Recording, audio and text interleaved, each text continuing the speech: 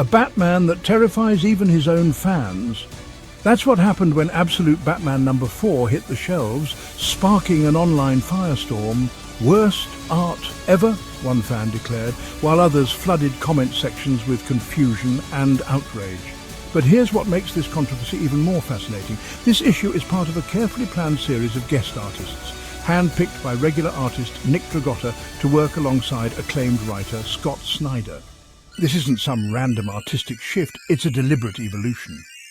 The backlash hits like a batarang to the face. Social media lights up with reactions from Batman purists who can't handle their Dark Knight looking different. But here's what makes this special. They're raging against Gabriel Hernandez Walta, working in perfect harmony with colorist Frank Martin and letterer Clayton Cowles to create something unprecedented. This is the same artist who gave us Marvel's The Vision. Look closely at the flashback scenes. Martin's colors tell a story of their own, painting young Bruce's world in haunting hues that echo through time. Aren't so different from Dragotta's work in previous issues. It's in the action sequences where Walta truly transforms Batman into something new. This controversial art isn't just different for the sake of being different. Each page reveals Bruce Wayne's evolution through costume designs that would make, at least for a few, even the Scarecrow's nightmares seem tame. We're not just watching Batman change his outfit, we're watching him transform his very soul. No trust fund, no global training montage, no high-tech gadgets. This is the story of how a working-class Bruce Wayne became something far more terrifying than the traditional Dark Knight. The story unfolds through parallel timelines. First, young Bruce Wayne, son of a teacher, not a billionaire surgeon. When Bruce was born, Thomas Wayne chose teaching over medical school, unable to afford both family and education. But that same drive to help others, it passed right down to his son. In a pivotal moment, young Bruce enters a school bridge design competition, his creation. A structure inspired by bats, designed to make people feel safe through intimidation.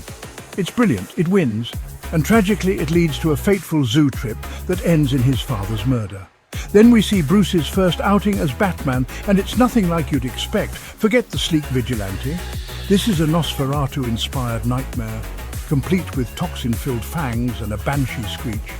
A supernatural horror show stalking Gotham streets. But when his initial terrifying approach fails against common criminals, Bruce doesn't give up. He adapts. Here's where everything transforms. That childhood bridge, it evolves into something impossible. A structure that can adapt to any environment, even fly. Just like Bruce himself, who uses his engineering knowledge to build makeshift gadgets despite limited resources. This isn't about having the best tools, it's about making the best of what you have. The story reaches its peak in a Gotham courtroom where Bruce takes the stand against organized crime. It's a different kind of battle than the one waged by the billionaire Batman we know. This Bruce Wayne sees Gotham's wealthy elites as outsiders, targets them not because they're criminals, but because they steal from the city all the same. We see Bruce's evolution through 3 stages: the vampire-like creature of pure nightmare, a more traditional but raw vigilante.